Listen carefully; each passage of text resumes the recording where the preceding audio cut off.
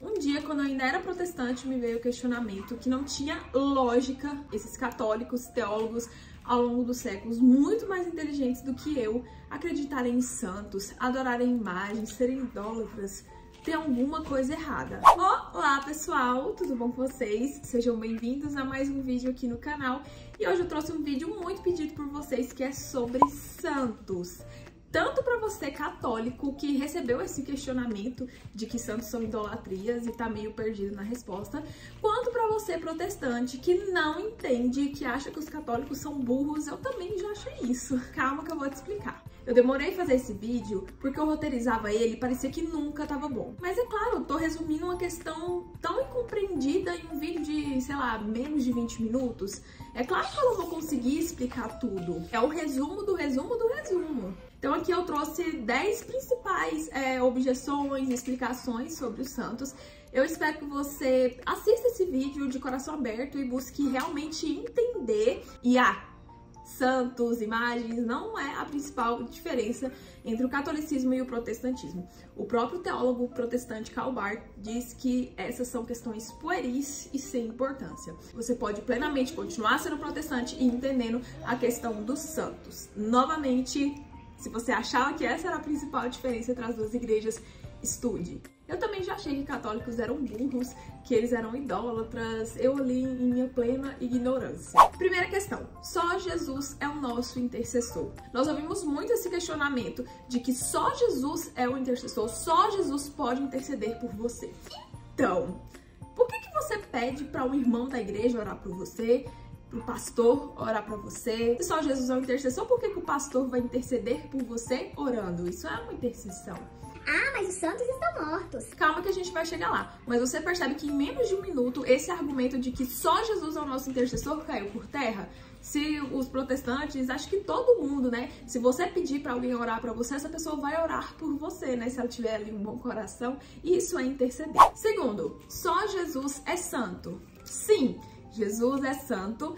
E quando alguém se torna santo, ela não se torna santa pelos seus méritos, e sim pela parte de Cristo que vive nela. A nossa natureza é pecaminosa, nós temos más inclinações, seja em pensamentos, egoísmo, soberba, preguiça, inveja, luxúria, nós temos isso é nosso. A questão é que é possível lutar contra isso e nos tornarmos santos, crescendo tanto na fé ao ponto que seja Cristo que vive em você. Já não sou mais eu, mas Cristo vive em mim. Essa passagem que é familiar tá na Bíblia, né? A carta de São Paulo aos Gálatas. Podemos ser moldados por Cristo se nós entregarmos a nossa vida ali à sua vontade, negando a si mesmo. Tem um livro chamado Imitação de Cristo. Esse livro nos ensina que nós devemos deixar os pecados mortais, né? Esses pecados sexuais, traição e tudo isso de uma vez por todas e para sempre.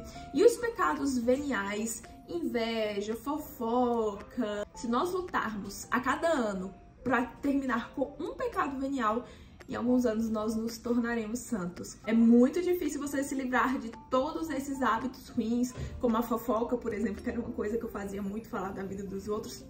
Eu tô tentando deixar de falar, não sei se vou conseguir em um ano, mas aos poucos a gente chega lá, pedindo para Cristo me moldar, isso é possível. Terceiro, quando alguém se torna santo? Bem, ser santo não é só ser uma pessoa boa, devota de Jesus e etc. O processo que a igreja tem para reconhecer quando alguém atingiu a santidade é muito longo, são vários anos e precisa ter milagre comprovado. Se não tiver milagre comprovado, não é santo, né? É um servo de Deus, é uma pessoa muito boa, mas santo não é.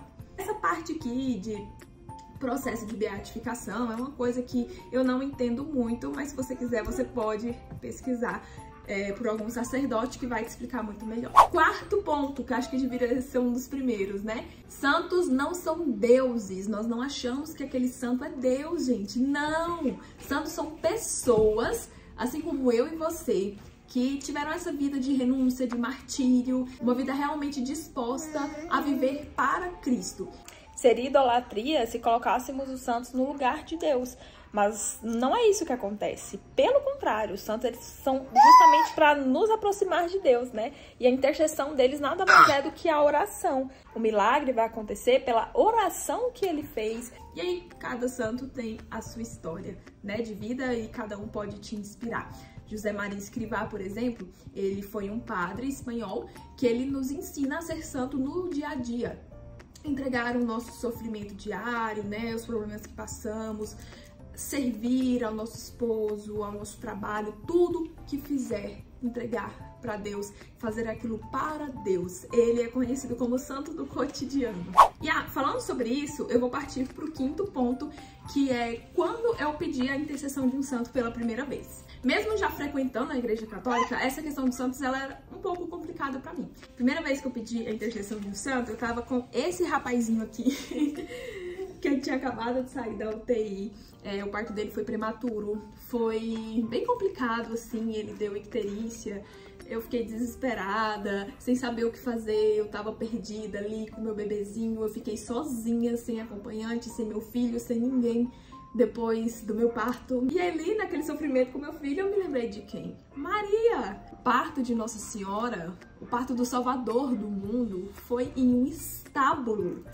Gente, quando eu parei pra pensar nisso, né, porque no protestantismo Maria é como se fosse uma mulher comum. Quando eu parei pra pensar tudo que Maria passou ali com Jesus, desde a concepção, né, até principalmente esse momento do parto ali, que era um momento que eu estava passando, que eu me identifiquei, eu pedi intercessão e eu rezei a minha primeira Ave Maria, realmente crendo e com fé, confiando. E São José, gente, minha admiração por ele só cresce. Imagina só, gente, São José, como foi pra ele, sua noiva, virgem, está grávida do Espírito Santo. Ele tem o papel ali de patriarca da Sagrada Família, né? Conduzir Maria e Jesus ali no dia a dia. E Jesus não foi filho de chocadeira, não, né, gente? Jesus teve uma família. Gente, Jesus cresceu em um lar, foi amamentado, foi alimentado. São José ali era o provedor daquela família. Tanto é que tem uma passagem, né, quando ali Jesus inicia sua vida pública, falando ali de forma muito sábia, as pessoas questionam, não é ele o filho do carpinteiro? Ou seja, o filho do carpinteiro. Por quê? Era ali que Jesus morava, né, naquele lar, naquela casa. Sexto ponto que na Bíblia e na história nós temos vários exemplos de ação, de milagres, de intercessão de santos. Ali em Atos, por exemplo, nós vemos que a sombra de São Pedro curava as pessoas. São Paulo ia na casa das pessoas, né, ali jantava, as pessoas guardavam o guardanapo que São Paulo usou e aquele guardanapo fazia milagre. Isso tudo tá na Bíblia. Quantas testemunhas nós não temos, né, de milagres eucarísticos, por exemplo, que foi uma coisa que me encantou muito quando eu tava conhecendo o catolicismo. Agora que no sétimo ponto nós vamos para aquela questão de os santos estão mortos. Esse assunto, só esse tópico, daria um vídeo de horas e horas e horas. Então, eu vou fazer um resumo muito, muito breve aqui. Nós cristãos cremos que nós somos corpo, alma e espírito. O que morre é o corpo, a alma e o espírito, eles continuam vivos. Em Apocalipse 5:8, por exemplo, nós vemos que os mortos oram, que os santos estão ali intercedendo por nós no céu. Os santos estão no céu orando e a intercessão, ela nada mais é do que essa oração.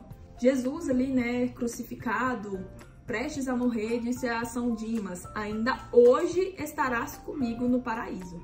Ele não falou descanse em paz, nos vemos quando eu voltar, não. Ele disse ainda hoje estarás comigo no paraíso. Agora vamos pro oitavo ponto, que são as imagens, algo também muito questionado, não só pelos protestantes, mas por várias pessoas. Isso tudo com base naquela passagem bíblica, né? Maldito do homem que faz imagens e tal. A questão é que a pessoa só lê essa frase, ela não lê o restante e não lê todo o contexto bíblico.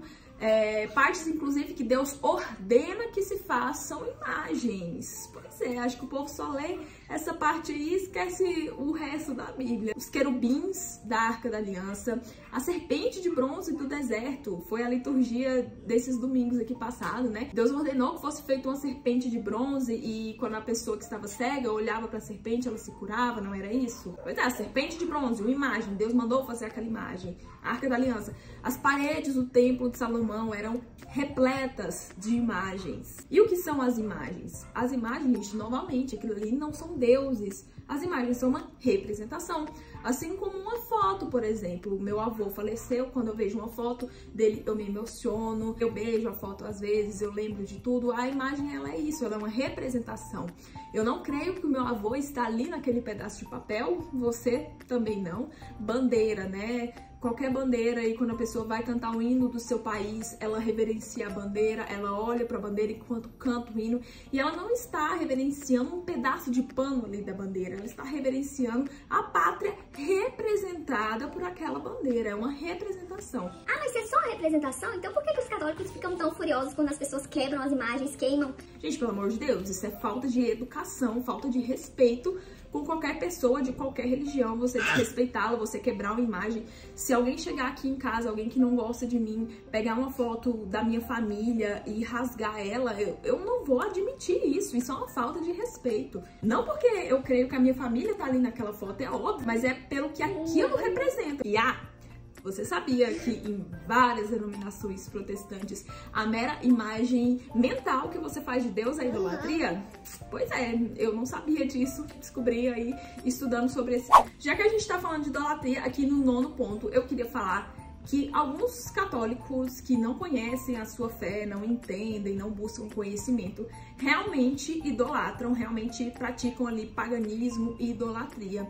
Com imagens principalmente. Por exemplo, banhar Santa Clara na clara de ovo para conseguir alguma coisa, né? Qualquer tentativa de manipular o sagrado é paganismo. Santo Antônio, colocar Santo Antônio de cabeça para baixo, colocar Santo Antônio na geladeira, gente, pelo amor de Deus, Santo Antônio foi um doutor da igreja. Estudem sobre a vida de Santo Antônio, vocês vão ver como ele foi incrível. Ele foi resumido a um santo casamenteiro. Alguém tão incrível resumido a um santo casamenteiro. E aí as pessoas colocam ele na geladeira. Isso é idolatria? Sim. Isso é paganismo? Sim. Agora aqui no 10º ponto, eu queria falar, eu não concordo com isso, com essas coisas que você falou, que está na Bíblia.